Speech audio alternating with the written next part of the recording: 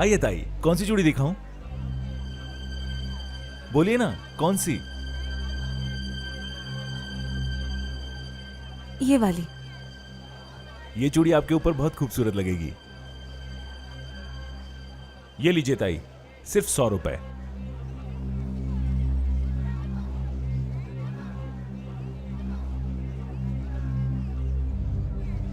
अरे ये तो 200 रुपए हैं।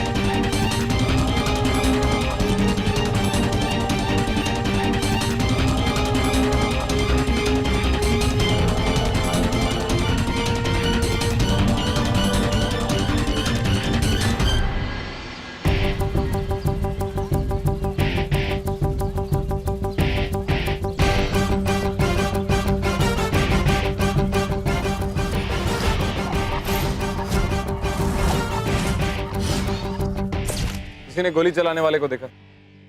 मैंने यहाँ पे सभी से बात कर ली है सर, लेकिन मार्केट में किसी ने इसे मारते हुए नहीं देखा है। अगर किसी ने गोली चलाते हुए देखा नहीं, इसका मतलब ये नहीं है कि गोली चली नहीं है। इसकी गोली कहीं ऊपर से चलाई गई। लीजा, आसपास के जितने भी ऊंचे स्ट्रक्चर्स हैं, एक बैकअप टीम लेके जाओ और सबके टेरेसेस को चेक करो। देखो अगर वहां कोई बुलेट शेल मिलता है तो।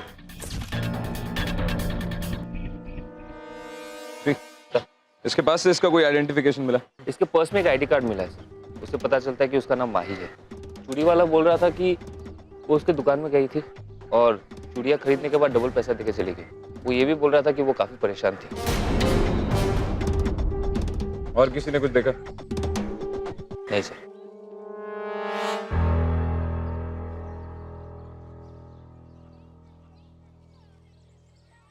आप माही को जानती थी? जी सर, मैंने ही आपको फोन किया था। मेरा नाम सरिता है। माही को मैं ज्यादा अच्छे से तो नहीं जानती थी, लेकिन उसने एक बार उसके एनजीओ के जरिए मेरी मदद की थी। उसका ये एहसान मैं जिंदगी भर नहीं भुला सकती। एनजीओ? माही के ससुर दीनदयाल जी एक एनजीओ चलाते हैं और माही वहाँ काम करती थी। दीनदयाल जी ने यहाँ के लोगों के लिए बहुत कुछ किया है। माही ने इस एरिया के गरीब लोगों की बहुत मदद की है सर। आज के बाद से आप लोगों को अपनी दवाइयों की चिंता करने की कोई जरूरत नहीं है। हमारी बात एक लोकल अस्पताल में हो चुकी है और वो लोग आप लोगों का इलाज मुफ्त में करने के लिए तैयार हो गए हैं और यहाँ तक कि मेडिसिन भी वो लोग फ्री देंगे। माही बेटा, तुम नहीं होती तो हम लोगों का क्या होता? कहाँ जाते हम लोग? नहीं, ये सब आप लोगों की मेहनत का नतीजा है। मैं तो सिर्फ अपना काम कर रही थी। और हाँ, सबसे बड़ा हाथ तो आपके दीनदयाल जी का है। इनको थैंक्स बोलिए। अगर पापा नहीं होते ना तो ये काम इम्पॉसिबल था। इन्होंने ही सरकारी लोगों से बात की, तभी जाके ये सब पॉसिबल हुआ है। नहीं माही, तुमने बहुत अच्छा काम किया और ये सब उसी का फल है। वैसे भी पापा और मुझे सूझ भी नहीं रहा था कि ये सब हम कैसे करें। माही बेटा, ये बिल्कुल ठीक कह रहा है। ये सब तुम्हारी मेहनत का फल है।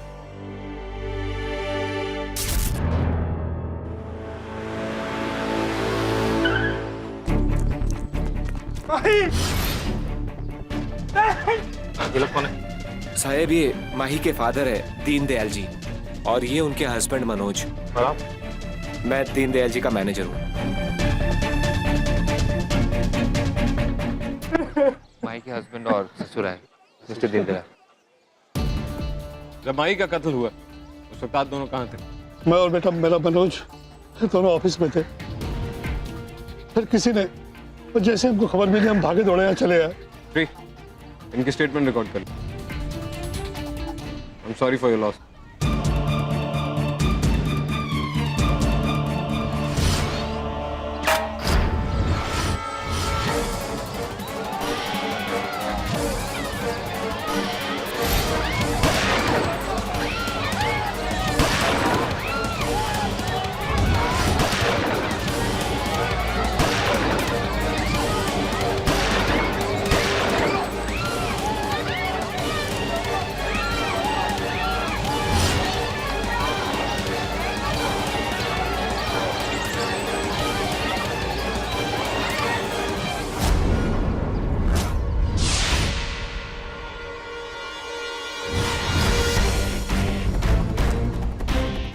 गन नीचे करो।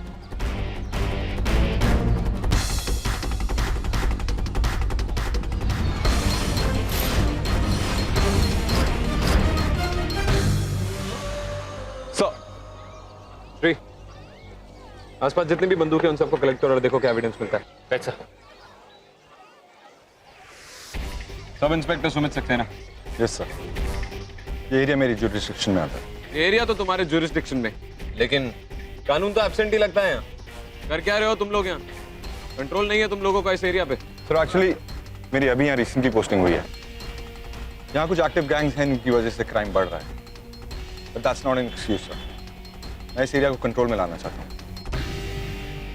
सर क्या मैं एविडेंस कलेक्ट करने में आप लोगों की मदद कर सकता हूँ? एक्चुअली मैं भी ये जानना चाहता हूँ कि यहाँ जो कुछ भी हुआ क्यों हुआ।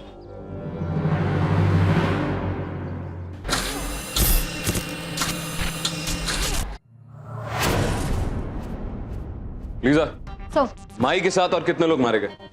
सर 2 लोग मारे गए और 2 इंजर्ड। मारे गए लोगों के बारे में कुछ पता चला? हाँ सर, मुकेश और गोपाल दोनों उसी स्लम में छोटी मोटी चोरियां किया करते थे। एक बार पकड़े भी गए। माई के पास से हमें कुछ ऐसा मिला जिससे ये पता चल सके कि आखिर वो कर क्या रही थी। नो सर, क्राइम सीन और आसपास सारी जगह चेक किया पर कुछ भी ऐसा नहीं मिला जिससे ये पता चले कि वो उस मार्केट में करने क्या गई थी। क्या उस जगह पे उसका कोई ऑफिस का काम चल रहा था?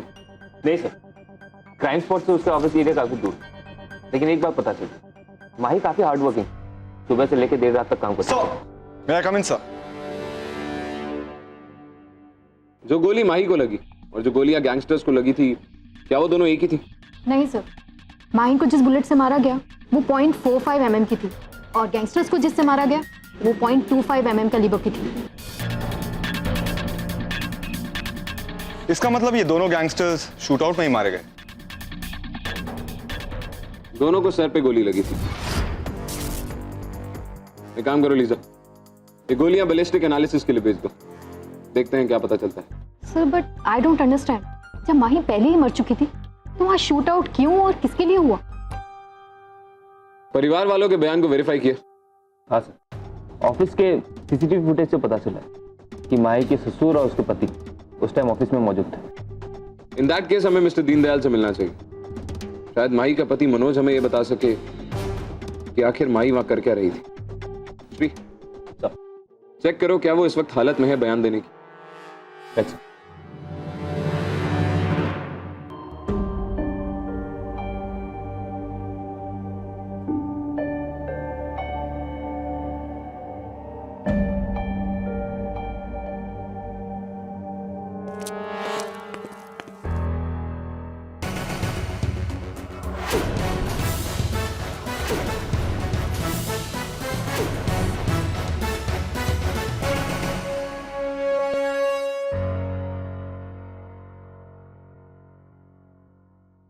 मैं जानता हूं मनोज, ये वक्त सही नहीं है तुमसे किसी भी तरह का सवाल पूछने का, लेकिन अगर हम सवाल नहीं पूछेंगे, तहकीकात नहीं करेंगे तो फिर मुजरिम तक कैसे पहुंचेंगे? आई अंडरस्टैंड सर, आपको जो भी है आप पूछ सकते हैं। थैंक्स मनोज। माही हाल ही के दिनों में कुछ परेशान रहने लगी थी। ऐसा कुछ नहीं था, वो रेगुलरली अपने काम पे जाया करती थी और बाद में गर्ल्स स्कूल में पार्ट टाइम पढ़ाने भी आया करती थी। सुमित। Yes sir. देखो माही जो स्कूल में पढ़ाया करती थी वहां क्या पता चलता है? सर। मनोज, क्या तुम्हारे और माही के बीच में कुछ झगड़ा या फिर कोई फैमिली प्रॉब्लम? आप ये कहना चाहते हैं कि मैंने अपनी पत्नी को मारा है? हाउ कैन यू से लाइक दैट? शांत रहो मनोज, बहुत ही साधारण सा सवाल था, और अगर इसके बाद किसी भी सवाल का जवाब ना है तो सिर्फ ना कहिए। आप बताइए दीनदयाल जी कि माही उस दिन वहां क्या कर रही थी? मुझे ये तो नहीं पता कि उस दिन वो वहां पर क्या करने गई थी, लेकिन हाँ इतना जरूर मैं जानता हूं कि वो स्लम की लड़कियों के लिए कुछ करना चाहती थी। वो लड़कियां जो प्रोस्टिट्यूशन या किसी क्राइम की शिकार हो चुकी है। स्कूल के अलावा वो पर्सनल लेवल पर भी जाकर उनकी मदद करती थी। और कोई बात जो आप हमें बताना चाहेंगे?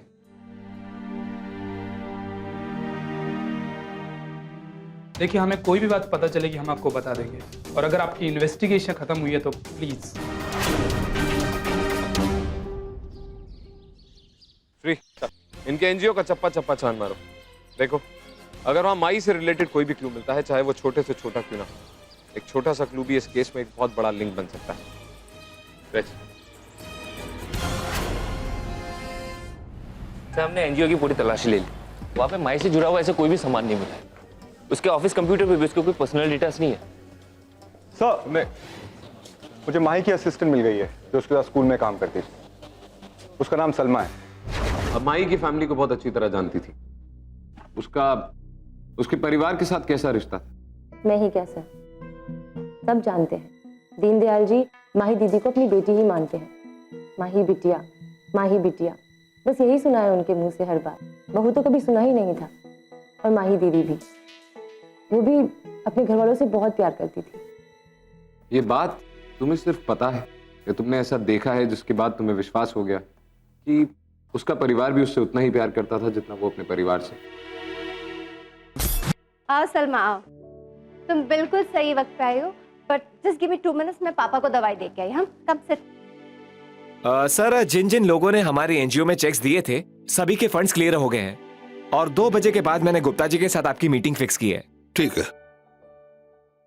ये लीजिए दवाई। जब आपकी तबीयत ठीक थी नहीं तो आप बाहर क्यों गए? आपको मैंने मना किया था ना बाहर जाने से। आप मुझे भी तो भेज सकते थे ना।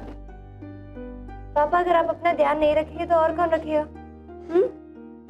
बेटा, अभी तो मैं जवान हूं। क्यों श्याम? जी सर। मेरी बेटी नाराज होती है। उससे ज्यादा मैं और क्या कहूँ सर। लेकिन एक बात जरूर थी, कुछ 10 दिनों से माही दीदी बहुत गुमसुम सी रहती थी, परेशान सी रहती थी। वो शायद पिंकी का कोई मैटर हो। ये पिंकी कौन है? कुछ हफ्ते पहले ही माही दीदी उसे स्कूल लेकर आई थी। बाहर गांव की लड़की है। सेंटर के लोग कहते हैं कि किसी गैंग ने उसे किडनैप करके यहाँ लाया था। फिर माही दीदी ने ही उसे उस गैंग से बचाया और स्कूल में भर्ती कर लिया। बंद करो ना। हमारा क्या होगा दीदी? देखो, तुम रोना बंद करो, पानी पियो। घबराओ मत, चिंता मत करो, मैं हूं ना तुम्हारे साथ। हाँ, अब तुम उस गैंग के जाल से आजाद हो चुकी हो। कोई तुम्हारा कुछ नहीं बिगाड़ेगा। और रही बात मुन्ना की, तो तू बिल्कुल चिंता मत कर, मैं खुद उसे ढूंढ निकालूंगी। और फिर तुम दोनों यहाँ से दूर चले जाना और अपना एक प्यारा सा घर बसाना। चलो, रोना बंद करो, रोना बंद करो। और ये मुन्ना कौन है? यहीं का लड़का है, ड्रग्स का धंधा करता था, लेकिन फिर उसे पिंकी से प्यार हो गया और इसीलिए वो ड्रग्स का धंधा ये छोड़ना भी चाहता था। आता रहता था स्कूल में कई बार, घंटों बैठकर माही दीदी इन दोनों को कुछ समझाती रहती थी। पिंकी, मुन्ना, तुम दोनों यहाँ से जल्दी चले जाओ, वो लोग तुम्हें ढूंढ रहे होंगे। दीदी, क्या हम पुलिस के पास नहीं जा सकते? नहीं नहीं, देखो, वो सब मैं हैंडल कर लूंगी। तुम लोग बस यहाँ से चले जाओ, क्योंकि यहाँ रहना तुम्हारे लिए खतरे से खाली नहीं है। कोई और अनयूजुअल बात जो तुम्हें इस वक्त याद आ रही है?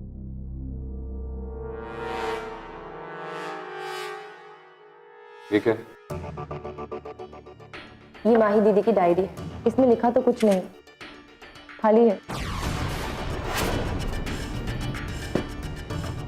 तुम्हें उन दोनों के चेहरे अच्छी तरह याद है? इन स्केच आर्टिस्ट से मिलवाओ और मुन्ना और पिंकी दोनों के स्केच बनवाओ। श्री सर, वो नंबर्स क्या है, पता चला?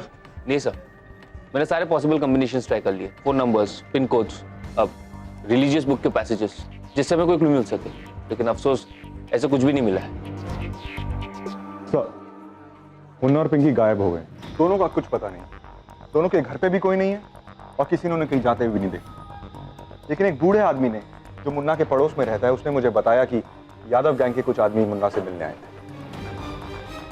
यादव गैंग?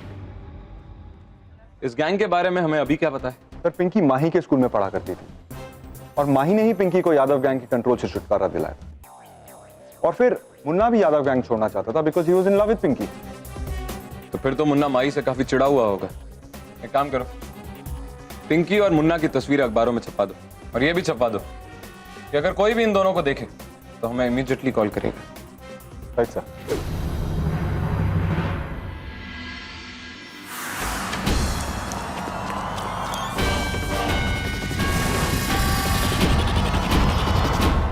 क्यों मारा तुमने माही को? सर मैंने माही को नहीं मरवाया, पर हाँ सर, माही को और उसके ससुर को मैंने धमकी जरूर दी थी, और मैं ये भी जानता हूँ कि उनका परिवार बहुत अच्छा है। तो फिर क्यों धमकी दी थी उन्हें? क्योंकि साहब वो मेरे गैंग के मामले में दखल अंदाजी कर रहे थे।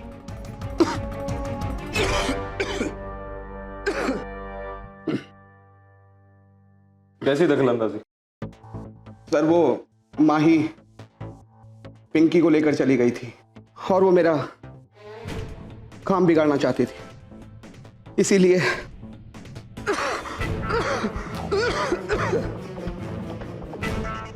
इसीलिए मैं उस दिन वहां पिंकी को लेने गया था। तभी मैंने माही से भी पूछा, माही को मैंने समझाया कि मेरे काम में दखल मत दे, वरना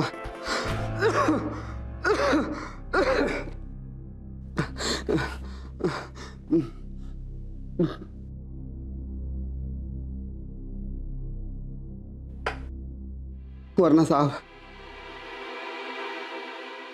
मैं दखल दूंगा तो बहुत भारी पड़ेगा। आगे मत बढ़ना यादव, इस मासूम की जिंदगी से खेलने का तुम्हें कोई हक नहीं है। अकेला छोड़ दो इसे।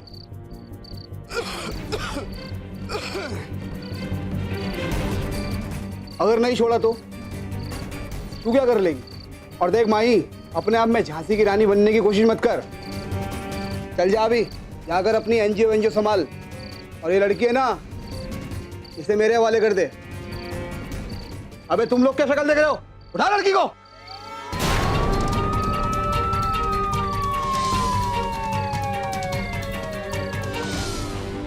पर साहब मैंने माही को नहीं मारा। सारे सबूत तुम्हारे खिलाफ हैं यादव, ये बात तुम साबित कैसे करोगे?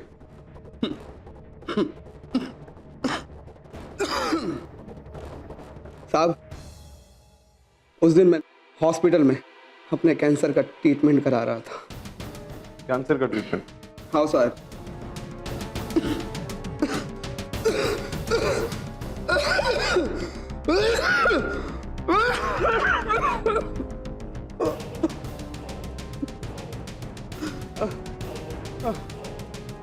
पानी पी लो।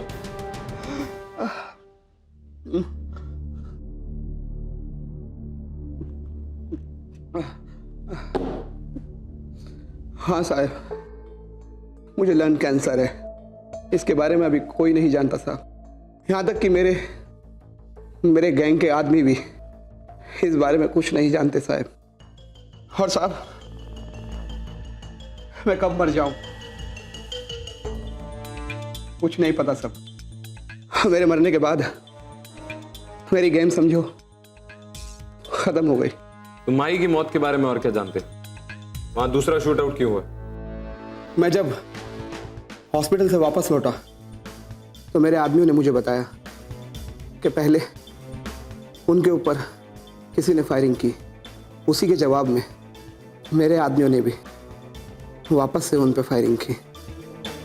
बस सर, मैं इससे ज़्यादा और कुछ नहीं जानता।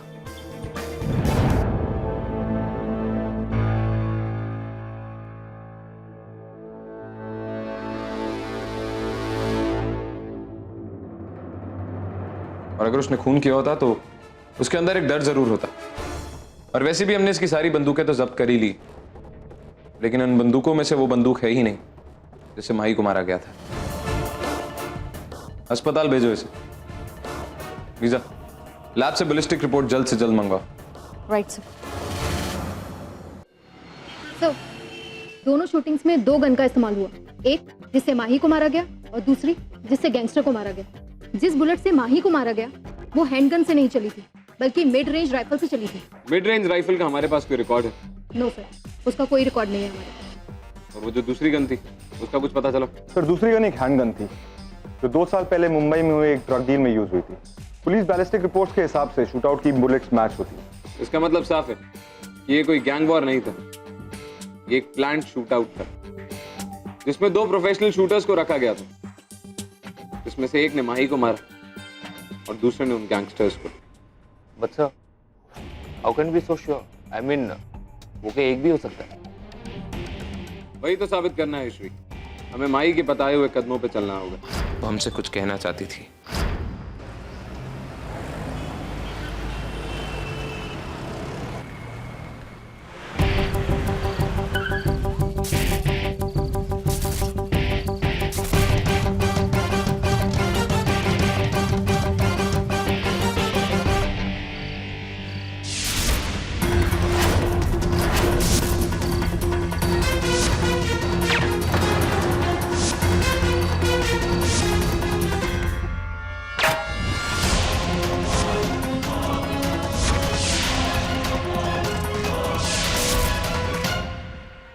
माही यहाँ गिरी थी, इस डायरेक्शन में। इसका मतलब गोली का इम्पैक्ट उसके पीछे से था, यानी यहीं कहीं से गोली चलाई गई। उसके बाद जब हम वो ससुर और दामाद, क्या नाम था उनका, हाँ वो मनोज और दीनदयाल, जब उन दोनों से बात कर रहे थे तो एक मेटालिक साउंड आया पीछे से, मानो जैसे एक गोली लोहे को छू के निकली।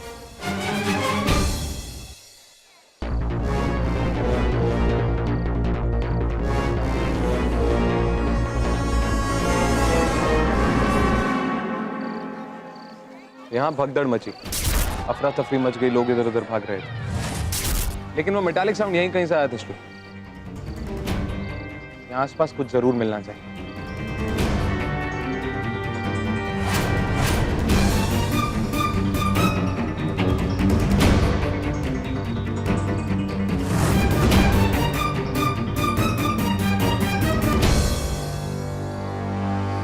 जिस शूटर ने माही पे गोली चलाई थी, उसी शूटर ने दूसरी गोली भी चलाई जो इस मेटल पे आके लगी। लेकिन जो 2 गैंगस्टर्स मरे थे वो इस बंदूक की गोली से नहीं मरे थे, वो नॉर्मल पिस्टल की गोली थी।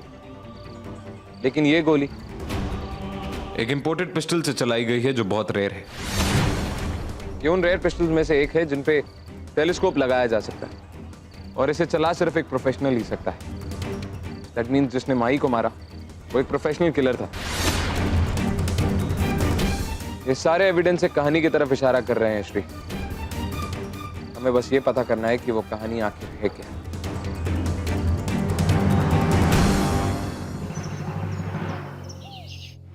तो इंपॉर्टेंट एविडेंस या क्लू मिला? यस सर, जिस मेटल से हमें वो बुलेट मिली उसके ठीक पास हमें उस बुलेट की शेल मिली।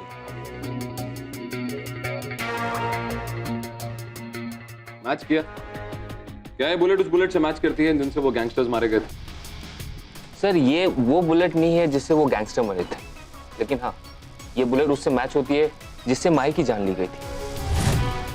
तो मुझे लगता है कि जिस बंदूक से माही की जान ली गई, ये बुलेट उसी बंदूक से चलाई गई। इसका मतलब वो शूटर वहीं था, वो अपने दूसरे टारगेट का इंतजार कर रहा था जो माही के मरने के बाद भी वहां मौजूद था। लेकिन सर, वो दूसरा टारगेट था कौन? ये दूसरा टारगेट वही इंसान था जिससे माही उस दिन मिलने गई थी, क्योंकि माही का हाव भाव ये बता रहा था कि उस दिन माही वहां किसी का इंतजार कर रही थी। सर, पिंकी की डेड बॉडी मिल गई है।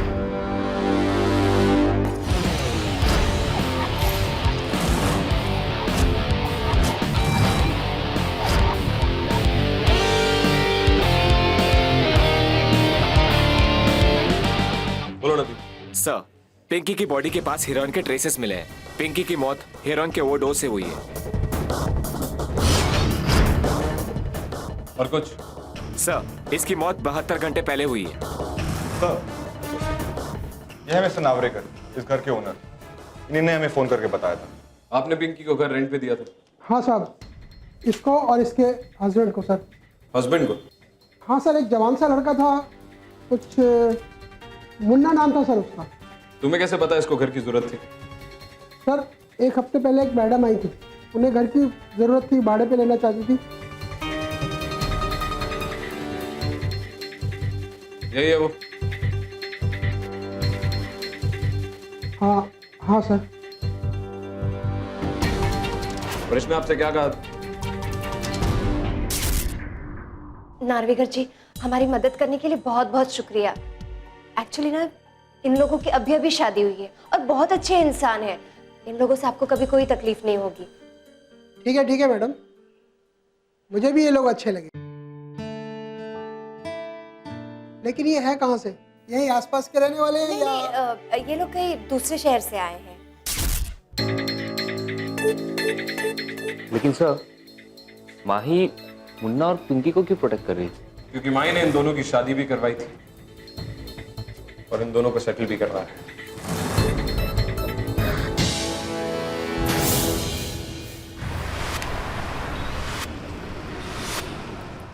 फॉरेंसिक रिपोर्ट्स के मुताबिक पिंकी की मौत हेरोइन ओवरडोज की वजह से हुई थी, वो भी हमें पता लगने के 72 घंटे पहले। ना तो वहां कोई फिंगरप्रिंट्स थे और ना ही कोई क्लू।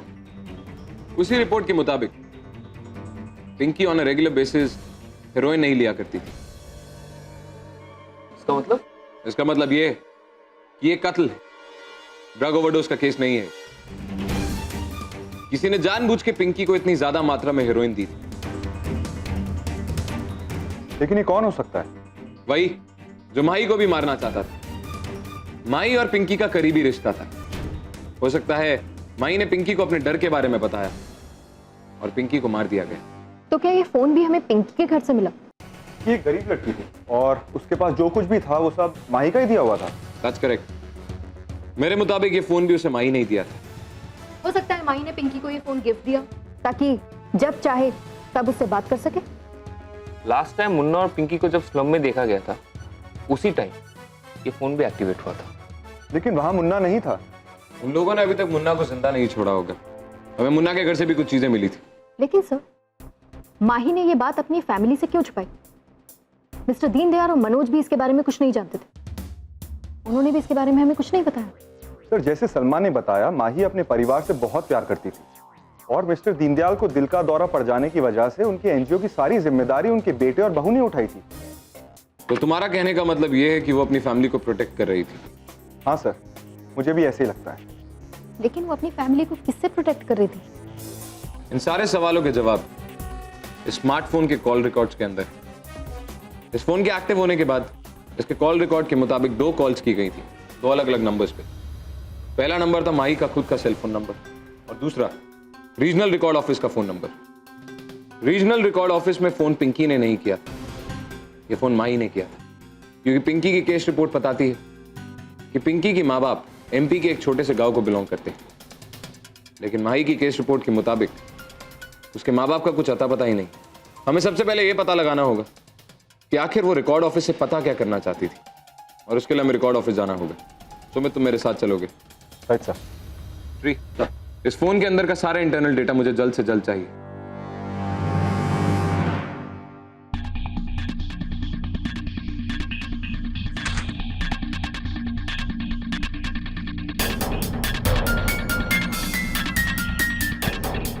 Thank you. और ये फाइल आखिर माही ने मंगवाई क्यों थी? सर, वो अपने बायोलॉजिकल पेरेंट्स के बारे में जानना चाहती थी और उनके बायोलॉजिकल पेरेंट्स के बारे में सारी डिटेल्स इस फाइल में है। उनके असली पिता का नाम था mister Abhishek Malhotra.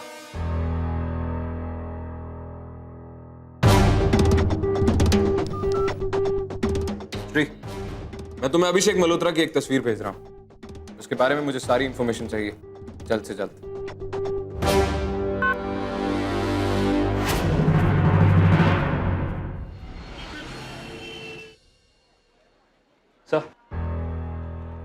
Sir, I found out something.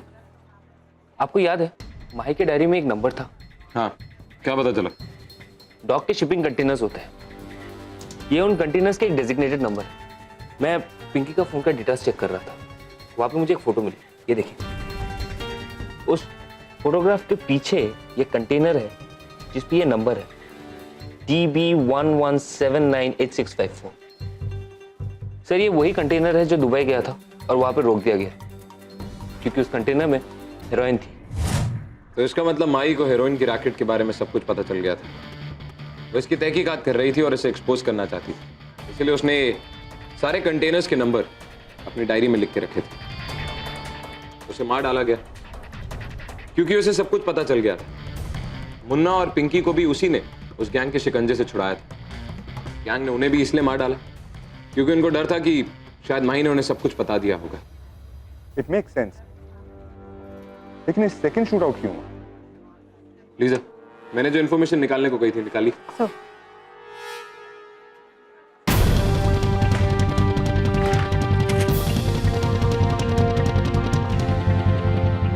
आज से ठीक 6 महीने पहले गोवा में एक कंसाइनमेंट पकड़ा गया, एन आर्म्स कंसाइनमेंट। उसमें उन्हें 50 German made mid range rifles बरामद हुई थी, लेकिन जब जमा करने की बारी आई तो रिपोर्ट के मुताबिक सिर्फ 49 जमा हुई थी। जब्त किए हथियारों में से एक हथियार चुरा लो। तरीका अच्छा है मर्डर वेपन पाने का। कोई फोर्स के अंदर का आदमी ही ये कर सकता है, या कोई ऐसा जिसने फोर्स छोड़ दी हो लेकिन फोर्स के काम करने के तरीके के बारे में उसे सब कुछ मालूम। ऐसे सिर्फ ये 6 लोग हैं। श्री सर, अभिषेक मल्होत्रा के बारे में सब कुछ पता चला? यस सर, उसे कोर्ट मार्शल करके आर्मी से बाहर निकाल दिया गया। वो ये सदमा बर्दाश्त नहीं कर पाया और सुसाइड कर लिया। उसका एक बेटा है अजय मल्होत्रा, जो माही का सौतेला भाई। तो माही अजय मल्होत्रा को ढूंढ रही थी, मल्होत्रा परिवार का आखिरी सदस्य। एक काम करो श्री, अजय मल्होत्रा को इंटेरोगेशन के लिए बुलाओ। अजय, तुम जो कुछ जानते हो वो सब बताओ। शायद इसी से हम ये जान पाए कि माही के साथ आखिर हुआ क्या था। मुझे माही ने मिलने के लिए बुलाया था। मेरे डैड के पास्ट के बारे में कुछ इन्फॉर्मेशन शेयर करने वाली थी। मेरे डैड के साथ सही नहीं हुआ। मैं उन पर लगे आरोपों को मिटाना चाहता हूँ, उन्हें बेगुनाह साबित करना चाहता हूँ। मैं जानता था कि माही एक फेमस एक्टिविस्ट है जो स्लम एरियाज में अच्छे कामों के लिए जानी जाती है, इसलिए मुझे लगा कि वो शायद कुछ मदद कर पाएगी। हाँ, मुझे माही ने ये कहा था कि जो इन्फॉर्मेशन वो मुझसे शेयर करने वाली है वो मैं किसी और के साथ शेयर ना करूँ। तुम जानते हो वो इन्फॉर्मेशन क्या थी? This might come as a shock to you Ajay, लेकिन माही तुम्हारी सौतेली बहन थी। क्या? यस।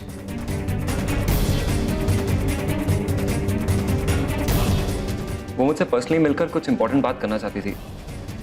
शायद वो यही कहना चाहती थी। Perhaps. अब बताओ वहां हुआ क्या था? I was too late to meet her. मैं जब तक वहां पहुंचा तब तक आप लोगों ने उस एरिया को घेर लिया था।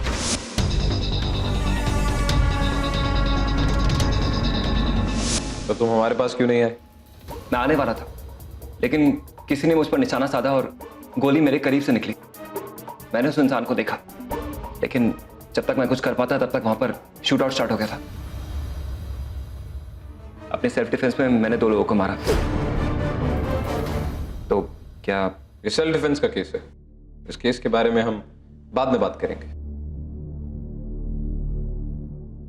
अजय, तुम एक आर्मी ऑफिसर, तुमने और मैंने जब दोनों ने वर्दी पहनी थी तो एक कसम खाई थी कि हम सच्चाई का साथ देंगे। Today is that moment.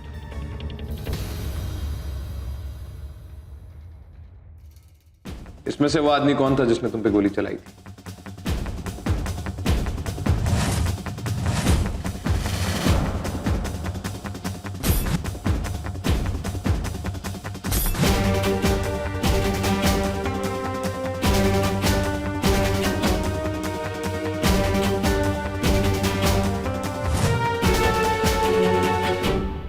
Thank you.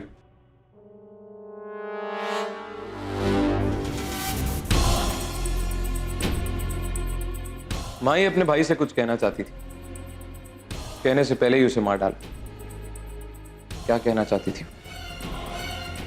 इस सवाल का जवाब हमें सिर्फ एक ही इंसान दे सकता है, Joseph D'Costa. Let's go meet him.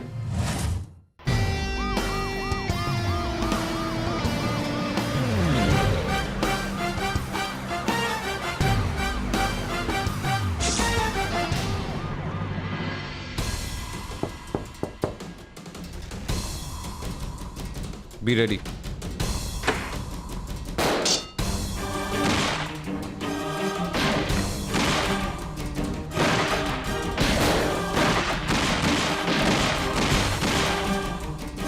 Shri तुम इधर से जाओ, सुमित तुम उधर से जाओ, मैं तुम्हें कवर फायर देता।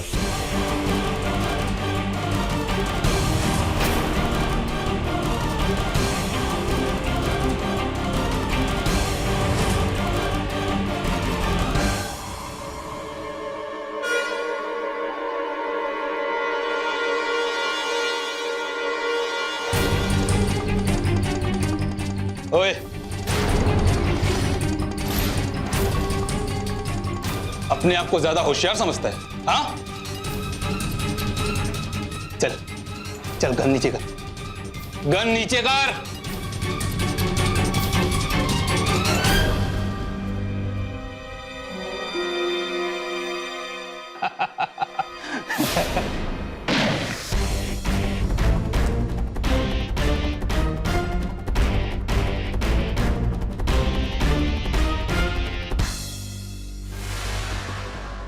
मौका एक ही बार मिलता है। गोली तूने नहीं चलाई, मैंने चला दी। खेल खत्म।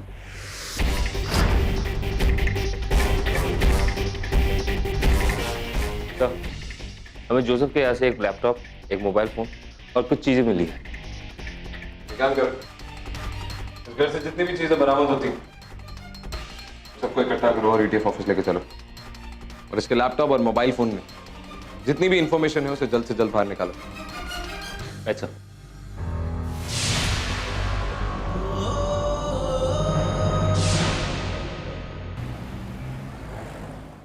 सर, जिस राइफल से माही को मारा गया और जिस राइफल से अजय के ऊपर अटैक किया गया वो हमें जोसेफ डिकोस्टा के घर से बरामद हुई। सर, हम श्री का वेट कर रहे हैं। वो हमें जोसेफ डिकोस्टा के मोबाइल और लैपटॉप की इंफॉर्मेशन देगा और उस इंफॉर्मेशन से हमें पता चलेगा कि माही को मारने के लिए जोसेफ को किसने हायर किया, अजय के ऊपर अटैक किसने करवाया और पिंकी को किसने मरवाया। सर, शूटआउट शुरू करने के लिए जोसेफ को किसी अनट्रेसेबल नंबर से एक मैसेज आया था। इसका मतलब इन सारी एक्टिविटीज पे कोई नजर रखे हुए था, मॉनिटर कर रहा था और इंस्ट्रक्शंस दे रहा था। यस सर, माही के मौत के बाद भी एक मैसेज आया था। उस समय हम क्राइम स्पॉट पे थे। उस एरिया में ज्यादा ऊंचे स्ट्रक्चर्स नहीं, लेकिन जिसने भी माही को मारा वो कहीं ऊंचाई पे खड़ा था, और जिसने सारे ऑर्डर्स दिए वो सब ग्राउंड पे मौजूद था, शायद हम सब के बीच। मुझे भी कुछ ऐसा ही लग रहा है सर। तुम्हारे पास इस बात का और कोई प्रूफ है? हाँ सर, जोसेफ के लैपटॉप से मिली इंफॉर्मेशन के हिसाब से शूट आउट वाले दिन जोसेफ के अकाउंट में डायरेक्टली पैसे ट्रांसफर किए गए थे, और जिस अकाउंट से पैसे ट्रांसफर हुए वो स्लम के एक एड्रेस का था। हमें पता चला कि उस स्लम का एड्रेस श्याम यादव के नाम पर रजिस्टर्ड है। श्याम यादव, यादव गैंग का लीडर। लेकिन जो बात मैं कहना चाह रहा हूं सर, ये बात वो है ही नहीं। बात तो ये है कि मर्डर के बाद और दूसरे शूट आउट से पहले मैंने खुद मनोज को अपने मोबाइल से मैसेज करते देखा था।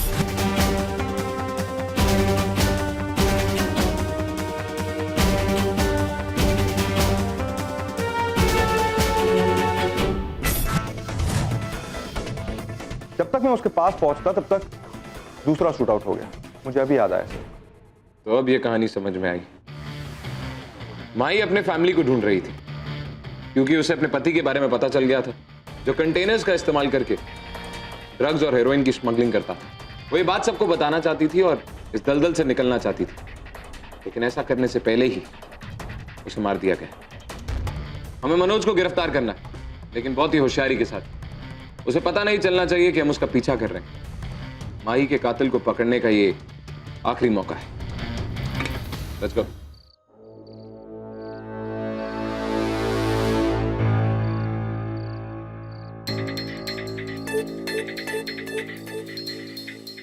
माही के मौत के लिए जो लोग भी जिम्मेदार हैं वो सब उसी गोडाउन में।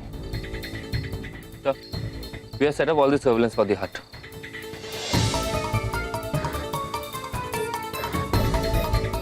बॉस आ गए, हम सबके गॉडफादर। आओ बॉस, बैठो। मुझे आपके हीरोइन बिजनेस में मेरे शेयर के बारे में आपसे बात करनी है। कैमरा सर्वेलेंस कहां है श्री? मुझे विजुअल कंफर्मेशन चाहिए कि अंदर मनोज और यादव दोनों। सर, कैमरा सर्वेलेंस अचानक से बंद हो गया। अभी सिर्फ ऑडियो सुनाई थे। भाई, आपने ये बिजनेस सेटअप किया, लेकिन मैंने भी इसे बढ़ाने में काफी मेहनत की है। मुझे ज्यादा हिस्सा मिलना चाहिए। तुम जो चाहते हो वो तुम्हें नहीं मिलेगा। मैंने जीरो से इस बिजनेस की शुरुआत की है। अगर तुम ऐसे ही अपनी डिमांड बढ़ाते रहोगे ना तो तुम्हारा भी अंजाम वही होगा जो माही बिटिया का हुआ है। माही बिटिया? माही बिटिया के चले जाने के बाद जब सदमे में है।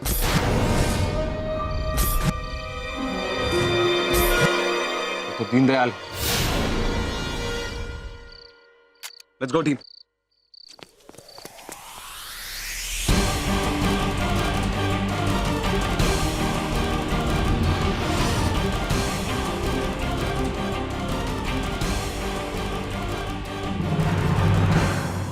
तुम्हारा खेल खत्म दीनदयाल।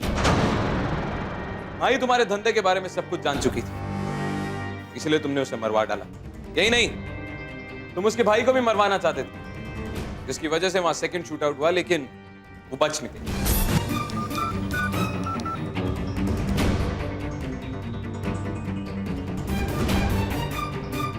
तुम्हें लगा कि माही तुम्हारे इस धंधे के बारे में सब कुछ जानने लगी, क्योंकि तुम्हारा ही एक आदमी मुन्ना पिंकी से प्यार करने लगा था और तुम्हारी इस दलदल से बाहर निकलना चाहता था। और पिंकी और मुन्ना को मिलने में मदद जिसने की वो और कोई नहीं, तुम्हारी ही बहू माही थी।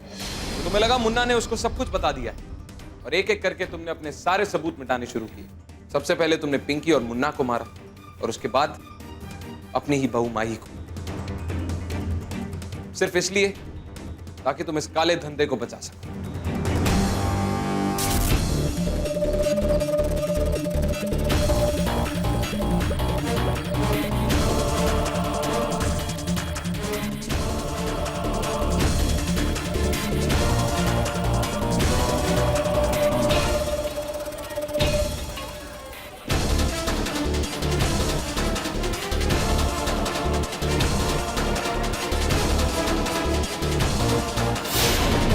माही को हमारे सारे राज पता चल चुके हैं। इससे पहले पुलिस हमें अपनी गिरफ्त में ले, आप कुछ जल्दी डिसीजन लीजिए।